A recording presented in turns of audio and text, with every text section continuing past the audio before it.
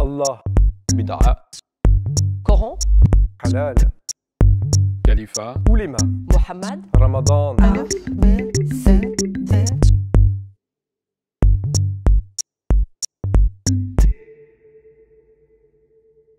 Dans l'islam, le califat désigne un régime politique dans lequel la souveraineté est exercée par un calife. On trouve le terme khalifa dès l'époque des premières décennies de l'islam dans des papyrus trouvés en Égypte dans lesquels il désigne le lieutenant d'une personnalité politique ou militaire en poste.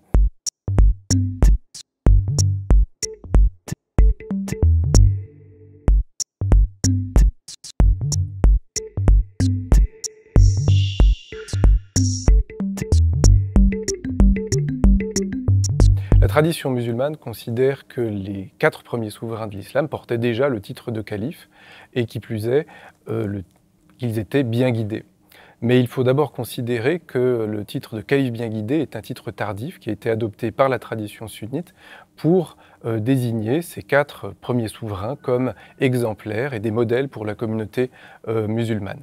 En revanche, d'autres courants n'ont pas considéré que ces 4 premiers califes étaient tous bien guidés, puisque les chiites en particulier considèrent que seul Ali, le 4e, était légitime et que les autres, Abu Bakr, Omar et Othman, étaient des usurpateurs. Par ailleurs, l'emploi du terme calife pour désigner les premiers souverains de l'islam est probablement anachronique. Si l'on regarde les sources documentaires qui nous sont parvenues, en particulier les inscriptions sur la roche ou sur les papyrus, on se rend compte que le principal titre qui était porté par les premiers souverains de l'islam était le titre de Amir al-Mu'minin, c'est-à-dire commandeur des croyants.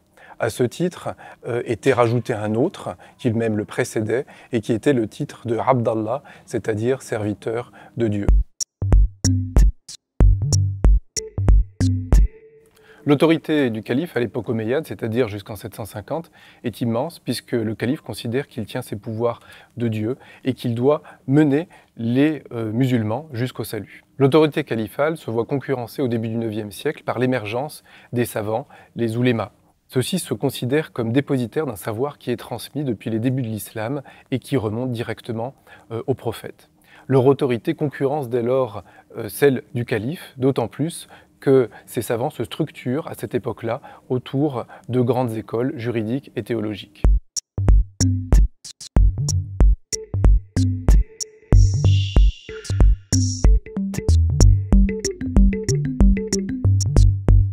Le territoire du calife était extrêmement grand et donc extrêmement difficile à gouverner. Dès la fin du 8e siècle, il a éclaté, notamment lorsque la péninsule ibérique, qu'on appelle l'Andalous, a pris son autonomie sous l'autorité d'un gouverneur omeyyade local.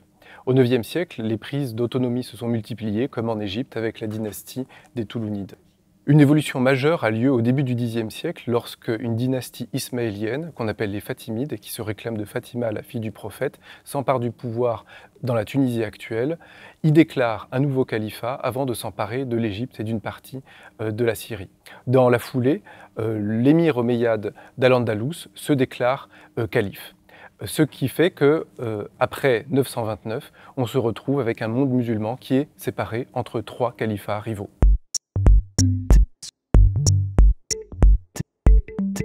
Pour les musulmans, à cette époque, le califat est une institution avant tout arabe et le calife ne peut être qu'arabe, qui plus est de la tribu de Quraysh, qui est la tribu du prophète. Or, lorsque de nouveaux pouvoirs apparaissent comme celui du sultan à la fin du XIe siècle, ces nouveaux pouvoirs ne sont pas arabes, mais turcs ou berbères. Et par conséquent, ils ne peuvent pas prétendre au titre de calife. En revanche, ils ont besoin de la légitimation que peut leur apporter le calife abbasside. Anne-Laure Dupont, historienne, maître de conférence à la faculté des lettres de Sorbonne Université.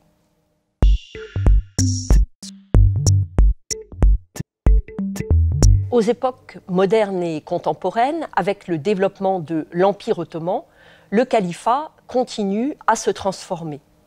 Je rappelle qu'après la prise de Bagdad par les Mongols, il n'était devenu qu'un titre honorifique parmi d'autres. Les sultans ottomans se mettent, eux, à le porter à partir des 15e, 16e siècles, après avoir conquis Constantinople et le sultanat mamelouk, et être ainsi devenus les protecteurs des lieux saints de l'islam. Ce n'est pourtant qu'au XVIIIe siècle qu'ils s'intéressent vraiment au califat, Dans un traité signé en 1774 entre l'Empire ottoman et la Russie, le sultan, pour la première fois dans un accord international, est mentionné comme calife.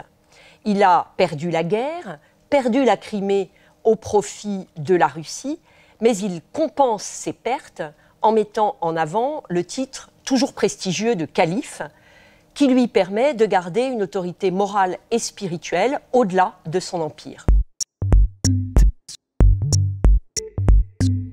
Un siècle après le traité russo-ottoman de 1774, Abdulhamid II inaugure son long règne, 1876-1909, par une constitution qui définit le sultan d'une part comme souverain des Ottomans, d'autre part comme calife suprême, protecteur de la religion musulmane. Une sorte de califat universel est ainsi instauré, pivot d'une politique d'union de l'islam que les Européens appellent d'un néologisme, panislamisme. Ceci peut être considéré comme une politique de résistance à la domination coloniale qui touche alors de nombreux pays musulmans, mais pas seulement. Le califat est aussi à usage interne. Il rappelle le caractère musulman d'un empire qui est en plein processus de réforme, les Tanzimat, et dont la nouvelle législation fait voler en éclats le fiqh, c'est-à-dire les doctrines et normes juridiques islamiques.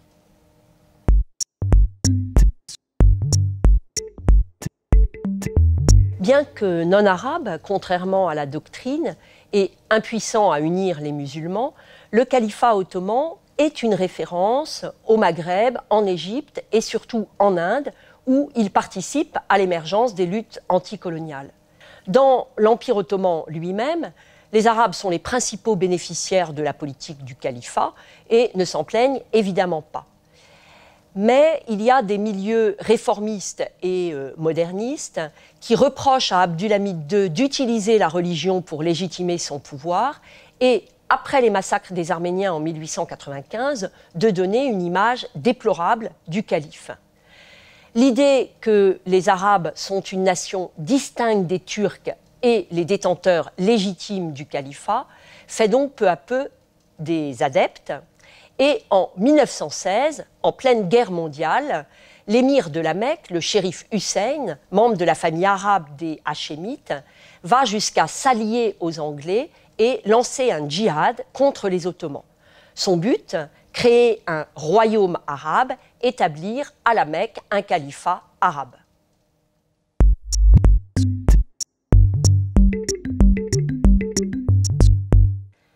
Institutionnalisé en 1876 par une constitution étrangère à la tradition islamique, le califat de même est aboli par un parlement, la Grande Assemblée nationale de Turquie, le 3 mars 1924. Ceci s'explique par la défaite ottomane en 1918 et par l'émergence du mouvement kémaliste qui provoque l'abolition du califat dès 1922 et fonde un nouvel État républicain et laïque, la Turquie. Le califat est alors extrêmement faible, mais son abolition a de fortes répercussions, notamment sur le plan idéologique. Elle suscite en effet des débats, moins sur la nécessité ou non d'un calife que sur la place de la charia dans la législation des nouveaux États successeurs de l'Empire ottoman. En 1926, se réunit au Caire un congrès du califat chargé d'élire un nouveau calife. Évidemment, il n'y parvient pas, les musulmans sont trop divisés, mais la pratique de la concertation entre États musulmans, elle, s'instaure. Pierre-Jean Luizard, historien de l'islam dans les pays arabes contemporains, directeur de recherche au CNRS.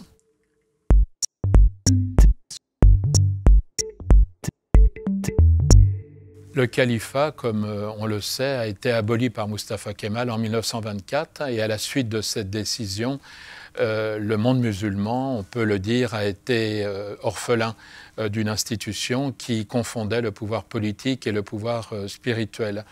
Dès lors, il va y avoir une utopie, un idéal chez un certain nombre de musulmans qu'on peut regrouper entre les mouvements islamistes qui vont accorder un crédit à une participation aux jeux politiques, les frères musulmans notamment, ce sont ceux qu'on appelle aujourd'hui les islamistes, et des salafistes qui vont, eux, au contraire, par haine de la politique, attendre le califat, mais dans l'ombre, à travers une période de traversée du désert qui va se prolonger pendant plusieurs dizaines d'années.